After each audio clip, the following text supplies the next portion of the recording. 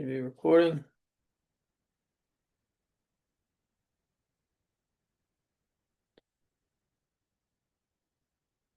Good morning. Good morning. Alrighty. Look, it looks like it's a small group today. If anyone else comes in, I will let them in, of course.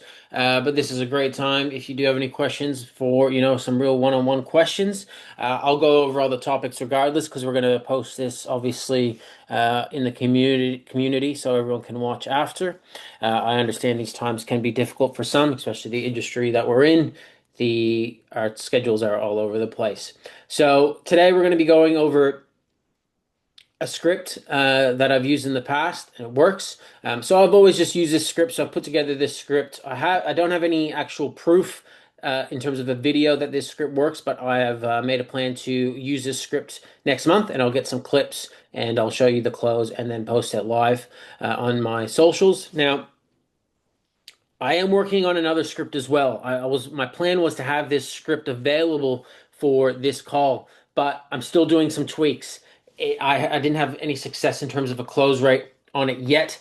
I will be honest, the first part of the script is the most engagement I've ever had from knocking on someone's door. It really gets them involved and gets them thinking, and I just need to master the close part. So making a few more tweaks. I want to use it. I want to know, I want to make sure it works before I put it in the community because I don't want to have scripts out there that I don't think work or don't work. I want proof of concept before I give it to you guys. So I'll keep working on that, make a few more tweaks, test it live, get some proof, then I'll post it in the community. So I'll jump straight into the script that I've released in the community today. I've also got a handwritten letter that works very well that I've used many times to get. So this will be really good if you want to use this if you're door knocking and no one's home and you don't want to waste your time in wasting a potential lead. You just put this in their letterbox or under their door and it works really well. And then we'll go over a few questions that people put into the community that we'll go over and then we'll open up to Q&A. Cool. So let's jump straight into the script. Well, how cool is my background, by the way? Getting creative here.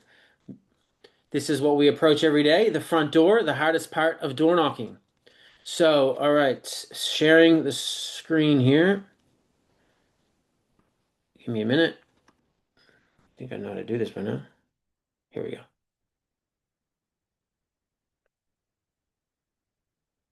Cool. Alrighty, so I'm in the school community, as you can see here. And then this is script and resources. So I'll release these as always after, so they're not public yet. So I'll make them public once we finish this call.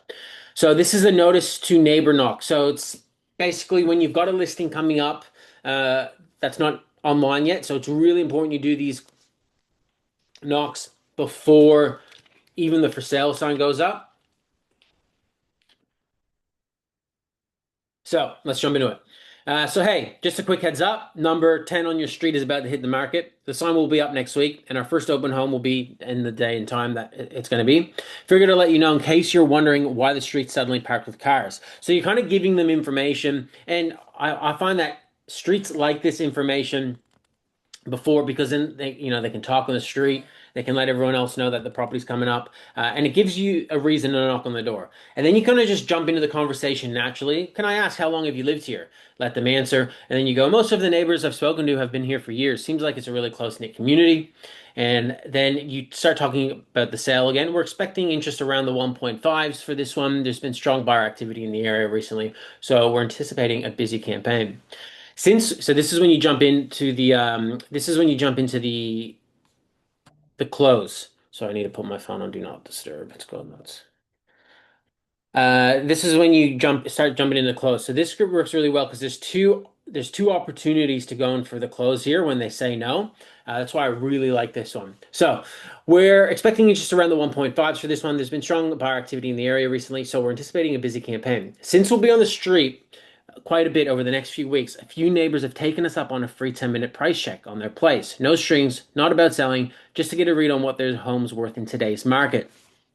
Would you like to join them?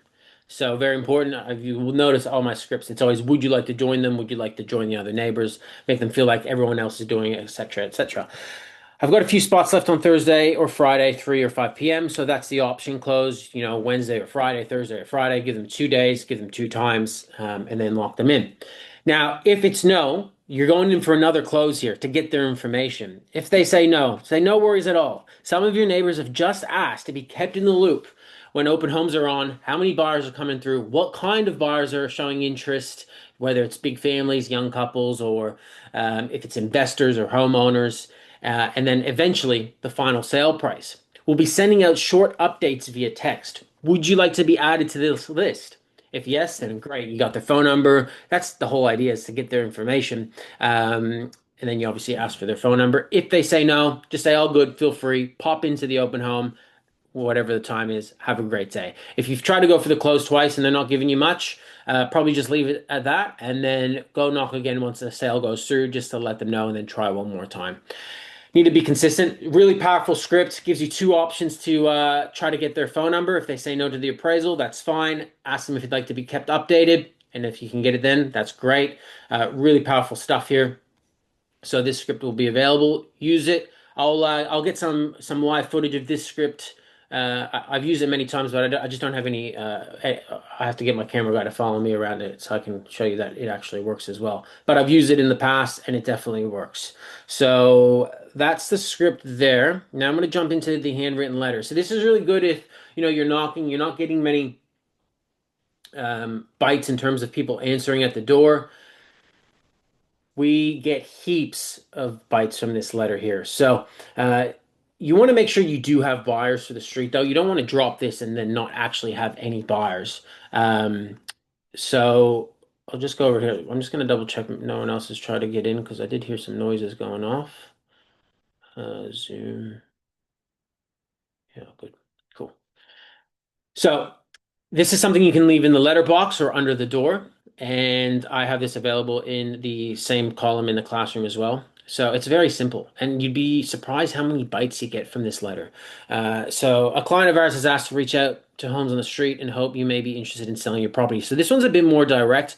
When I'm knocking, I'm usually obviously looking just to get their information. This is more of a, if you're selling, call us, or if you have a price in mind, call us. If there's a price you would consider selling for, we'd love to hear from you. And just keep it very simple. Your name, your phone number, and your email address. I like to staple my business card on there as well. If you have business cards, throw it on there or on the back. Again, this stuff's really powerful. At first, I didn't think this would work that well, and I saw this online somewhere else that the handwritten letter works really powerful. So I thought, I'll try it. And I was surprised on how many text messages I got back from this. No, no, I don't usually get phone calls. It's always a text for some reason. Now, I'm not. You can see that there's a big stack here, and I'm not telling you to write, 500. So write one and then photocopy it so it looks like it's handwritten. Very important it's handwritten because then it looks personalized, right? So use these two things. Very good, very powerful. So I'll stop sharing here. We're on to now. So we've covered the script and we've covered the handwritten letter. Now, I had a couple questions been asked in the school community.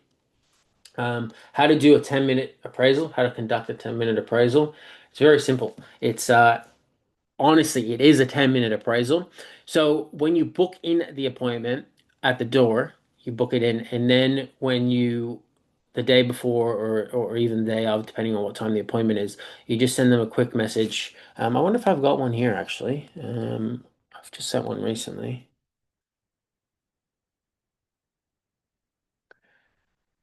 Here we go.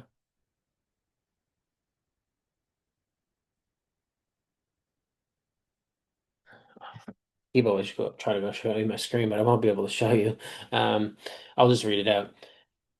Great. See you Thursday. Quick question. Are you just curious about the price or are you considering selling? Just because I'll be bringing information about marketing, etc. if it's selling. If not, I'll just bring some comparable sales to help appraise the property. So the reason, you ask this question and you're basically saying, look, if it's an appraisal, it's only 10 minutes. But if you are thinking of selling, it's a different appointment. And then you can kind of get the idea then what kind of appointment you're going to. And then if it's a 10-minute appraisal, you're just honestly, you're going in there. Hey, how are you? ask for a quick tour. They'll take you around, ask them a few questions. Again, how long you've been here. It's just some natural conversation questions. And then sit down, quickly go over the appraisals and just give them an appraisal. And then say, would you like me to email this or do you just want me to pen it down and leave it here? And then that's it. You don't want to spend too much time there if they're not thinking of selling. The idea was to build a quick relationship, give them some valuable information. You honestly want to get in and out of there as quick as possible, as bad as that sounds, because it's not very dollar productive for you to be staying in an appraisal for someone that has no intentions of selling. The idea was to get their information, and then now you build information, and then you just touch points with them every time you sell something around their home, and then you can call in yearly. I used to do the calling yearly religiously. I've stopped doing that as much because your database just gets too big and you're just calling a bunch of people all the time. I really love the text message system for people that are very cold because if they have any intentions of selling in the next year or so, they'll kind of, start asking questions and then they can go on your hot list and then that's when, or even your warm list, and that's when you can start phoning them, spending more time on the phone with them. The idea is to build a system where you can kind of put the bait out there and the text message is the bait. If you get a nibble, that's when you start showing it a bit more love. So that was one of the questions in there. The other question was expired listings. So the last call we did go over scripts. I'll share my screen again. We went over the script here, the listing thief. So this here will help you with that. So basically the play on it is you're going in there and they're on the market. You obviously know they've been on the market for a while, and you're helping them in the buyer side of things. So you're just asking them, "Oh, cool, where are you heading? If you sell this place, are you going to stay local? Are you upsizing, downsizing, or are you moving out of area?" And then they'll tell you, and they say, "Oh, great, that's why I was knocking because I wanted to, I've got a few opportunities that you might be interested in. If I can start showing you some properties, if it's out of area, it's really important to have, some agents in other areas, or reach out to them and just say, look, I've got a contact in that area. I'd love to introduce you to. And then it's really important that agent speaks highly of you when they're showing you around. So when the time does come that the listing agreement is expired, you're front seat. Now you can speed up this process heavily if the listing's already expired. Mention a few properties to them quickly, even show them a few properties, and then just go in for the kill and say, look, I'm just curious. I've been keeping an eye on your property. Looks great. Why hasn't it sold yet? Let them talk, let them vent. They'll tell you all the problems. That's the whole point of this. You need to get them talking, and then they need to vent to you. They'll tell you everything that the agent's done wrong, and then you come in and you find solutions to all of those. I can do this better. I can do this better. You don't say it like that, but you show them what you can offer them and go from there. So that is the best way to chase expired listings, going in there from a different angle. Don't go in there like every other agent saying, I've got buyers, I've got buyers. They've heard it all before. It's all bullshit to them. They don't care about that. What they care about is how you're going to get them from A to B, and then going in there differently. It puts their arm down because so many other agents are calling them and they're sick of it. I have expired listings that I have at the moment. They're telling me like, Leon, all these agents are calling me all the time. They're saying the same thing. I got buyers, I got buyers, I got buyers. So go in there with a different approach, build a relationship, build the trust, and then get the listing. One of the other questions was cold call scripts over the phone. Also, what's the follow-ups like via phone? Those who you have door knocks. So cold call scripts over the phone. I'll come up with a few of those and I'll put them in the community. I only got that question last night, so I didn't have many. I'm not a big believer in just pure cold calling. I just think it's a bit of a waste of time. Like if you're like you've got cold calling and then there's kind of warm calling. So I would consider cold calling, calling people that your agency has dealt with before or sold to before. That's probably as cold I would get. I wouldn't just call random streets and just say, "Hey, how are you?" I just think it's a waste of time. I think there needs to be some form of relationship there, or you need to be calling about some type of sale on the street. So let me pull my thinking cap on that one and see if I can come up with anything, and then put that in the community. I guess it'll kind of go on the lines of the sorry, not cold call, cold knock script I'm working on. So that's the one that I told you that's not quite ready. So I could probably put a play on that that will make it available on the phone as well. So I'll get back to you on that one. The follow-ups via phone with those that you've knocked. So again, very easy. You're building that database. You're sending out the bait, the text messages, hey, just sold this around the corner. And then if they're thinking of selling, they'll say, hey, what do you think my place is worth? That's the bite. Once you get that, that's considered a warm lead, and then they go into the warm pipeline. Once they're on the warm pipeline, I'm calling them once a month, and they're getting all the texts within the suburbs that I'm selling, my team's selling. They're very warm at that point. And then they will obviously let you know once you're speaking to them, once they become, more serious about selling, and that's when it becomes a hot lead. So it's all about finding, the data, and then they're cold, and you're just shooting out the texts, and then once you get a bite, they're in the warm column, and then once they're in the warm column, you're calling them monthly, you're sending them text messages, and then once they indicate that they're a bit more serious, that's when they're hot, and that's when you're calling them on a weekly basis, and not just like an annoying phone call, just saying, hey, just thought to give you an update on the market, this and this sold, whether it's your office or not. This and this sold. We've got buyers going through this one. We're expecting a strong campaign over here. How are you going? Have you found a property yet? Where are you at in the journey? And then keep them up to date the whole time. And then just keep on calling them on a weekly basis. That's only when they're hot. You don't want to be calling them weekly when they're still in the warm category. They'll get annoyed. So they're not even sure what's going on yet. They're still working it out. It's important that you're texting them, but call them on a monthly basis and just remind them that you're there whenever they're ready as well. So that's the questions that were on the community. We've covered the script, the notice to neighbors script, the handwritten letter, and then the other script that I'm working on, I'll have available next month. So I'll give you a quick rundown on what it is basically. So it's basically you're asking a survey. To the neighbors what they like about the area.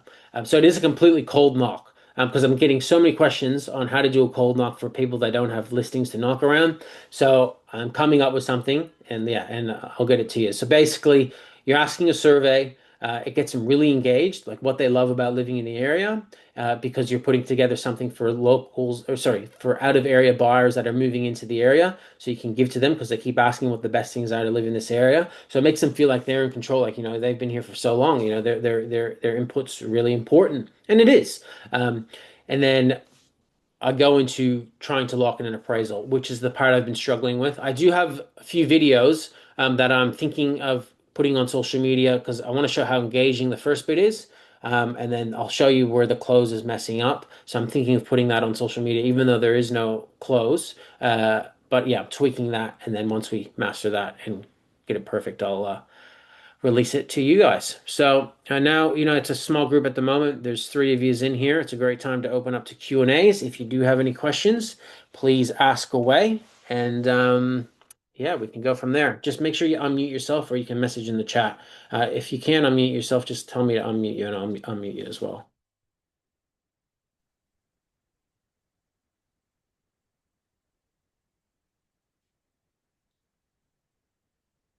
Any questions? Going once. I have a question, if I Yeah. may. Um, I'm new to in the industry. I'm trying to get in a market which is heavily dominated by two or three agents. Yes. And how do I get more traction there?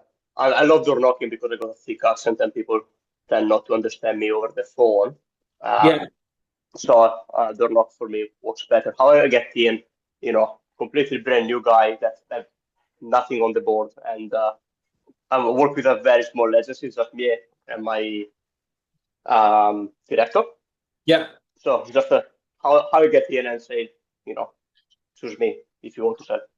Yes, absolutely. Look, I'll be honest, it's going to be very difficult for you to get in front of new vendors, especially if you've got nothing to knock around. So when I first started, I chased heavily on expired listings. My first listing was an expired listing. It was number 6 Torwood Street in Warmoo. I still remember it. It was on the market with another agent, an agent that had a lot of traction and had at the time had market share.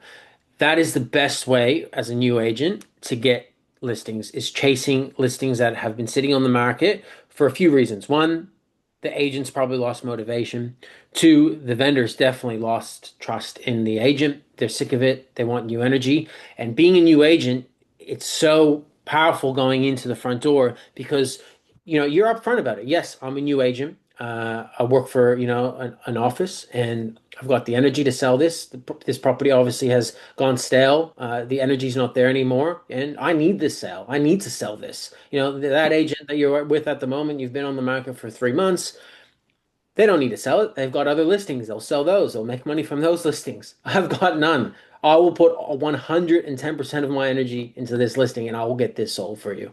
So that'd be the best way. And then, sorry, I couldn't hear you there when you said that you're in an office. I couldn't hear if you said that there is agents in your office or not. If there No, is no, agents, it's just me and the director. It's just a very, very small office, like a boutique office. We are yeah, just two. yeah. So there's just you and another agent, you said? Yes. Okay. So I don't know what your relationship is with the other agent or if they do any knocking around their listings. If they don't, I would knock around them. If they have a problem with it, maybe do a deal with them where if you do find a listing that, you can give them a cut if you think it's going to keep peace in the office, or you can just be ruthless and just knock around it. And if they're not knocking, it's not their lead to begin with. So if they're not going to do it, you Oh, no, might. no. You push me heavily on door knocking and do as much as prospecting as I humanly can around what he got. Oh, great. Then use that, utilize that. Yeah. Anything around that he's got, knock around it, use the case study of the listing and just treat it like it's your own. Trust me, people do not people, even on the same street, they don't pay attention who the listing agent is. They don't even remember the name, even if the for sale sign's been staring at Yeah. them for a few months. You could honestly go in there and act if you talk like it's your listing and you talk about the stories behind the listing like it's your own stories, they will just assume that it's your listing. So, and you gotta go, kind of got to go in there with that mindset that it is your listing. And then you start to believe it, and then they'll believe it. It's all about the energy, right? So, I know you're saying that, you're new in the industry and, you don't have much to work off, but just act like it's your own. Go in there like it's your own and heavily chase expired listings. The one thing that I loved about expired listings, it's all about, this whole industry is finding and sniffing out opportunities of people selling. The good thing about expired listings, they're waving a flag saying, "Hey, I am selling. I'm on the market." Like they are 100%, they've got some intent of selling. They're already on the market. They spent money on marketing. Like they're screaming to the world that we're selling. So the agent just hasn't been able to do the job. Whether the job was getting the money that they wanted or another skill in this industry is conditioning vendors. So if they might have just not been able to condition them to get them to market conditions, and then that's when you'll step in Mm. and do the job correctly. So most of my listings at the start of my career were expired listings. I don't chase them as much now because I'll be honest, expired listings, they're difficult listings. They take a lot more time, a lot more energy, and you're dealing with vendors that aren't as motivated as vendors that are looking to sell straight away. But at the start of your career, when you've got no listings, you've got all the time in the world, and those are the listings that you'll be chasing, and then you'll milk those listings in terms of knocking around it, meeting more potential sellers, really doing the job properly in terms of prospecting around that listing. Whether you sell it or not, if you can find another listing or another potential seller from that listing, then that's a win, if that makes sense. Yep, yep. Cool. Any other questions? Yeah, Leo, I've got a question. In terms of regarding the cold door knock, right? I mean, cold calling. What Mhm. would you recommend to someone who hasn't got that much data yet, like few hundred number, but they want to build up a data a bit faster? What would you recommend to them? Yeah, well, I obviously know the area you're in, so this will work for you. So I don't know what, whoever's watching this at the moment, or if you watch the long form video later. I know there's people from other countries here. So in Australia, anyways, do you use ID for me? Yeah, yeah, I do. Yeah, so it's not the best data, but it's some of it still adds up. Some of it is good data. I get hit or miss with it, but I would recommend using that because Yep, that's data out there. Um, Using that. If there's any other old data in your office, yep, I would ask your principal or your director, whoever you report to, just go up yep, to them and say, "Hey, look, I don't have a big database. I just want to." obviously build on that. Is there any agents that used to work here that I could access their data so I can start calling it? Trust me, they would love that. Because one, I can promise you, your principal or whoever is in charge doesn't have the time to sit there and clean up data. And if you're going to Yep. put up your hand and say, "Hey, I'll go through this. I'll go through. I'll make sure I'll call everyone in it," they'll happily hand you over that file. Um, Yep. and then, of course, there's the door knocking, which I'm sure everyone here is doing, considering the community is called the Million Dollar Knockers. Secondly, is when you're doing open for inspection callbacks. If there's any agents that aren't doing it in your office, maybe speak to your principal in charge. Is there any ones I can call, that you think that are getting missed? And, I get so many potential leads from there. Uh, the beauty of it is we have so much access to data online through Price Finder and CoreLogic. I'm not sure what other people use in other countries, but I think CoreLogic's a worldwide thing. But Yep. basically, it's a website that has everyone's last name and ownerships of properties. When you're Right. having conversations on the phone with buyers that have attended open homes, it's really important to find out where they're from. So, I'll speak to someone, they'll be like, "Oh, cool, like, is this your first or second home?" They'll be like, "Oh, this is our first home," or they'll be, "This is our second home, we're moving." "Oh, cool, what suburb are you in?" "Oh, yeah, cool, we're in South Penrith." "Oh, great, yeah, we do a bit of work in South Penrith, actually." And then it sounds weird, but just say, "Cool, what street are you on?" I know it sounds bizarre to ask that question, like it's really personal, but you'd be surprised how quickly, just like if you're having a natural conversation with someone, they'll just say it. And sometimes they'll even tell you the street number, but you don't need the street number because you've got their first name and their last name from the open home, and they'll say, "Oh, we're on Smith Street." "Oh, cool, awesome, yeah, I sold one on Smith Street back in 2020, or whatever." Or, "Cool, we've sold a few around that area." Really cool. And you don't even have to necessarily push in for the appraisal at that point. It's always good to, but if you feel like the conversation's not going there, just say cool, and then write down the street, and then go on CoreLogic, Price Finder, type in Smith Street, find the last name, match the address, and then put it on your warm pipeline, and then work on it from there. So it's the best way to build data. Make sure you're getting last names at open homes. It's very important. If you're just getting the first name, then there's no point. Get the last name, have the conversation, find the street they're on, and then it's easy to get their address. Sounds creepy, but that's that's the game. You need to get people's addresses and you need to put it in your database, and that's the best way to do it. Yep. Makes sense. Thank you, Leo. No worries. Any more? I'm surprised this has actually gone for half an hour anyways. I was thinking that it might have been gone a bit quicker. I've been rambling. Any more Q&As before we wrap it up?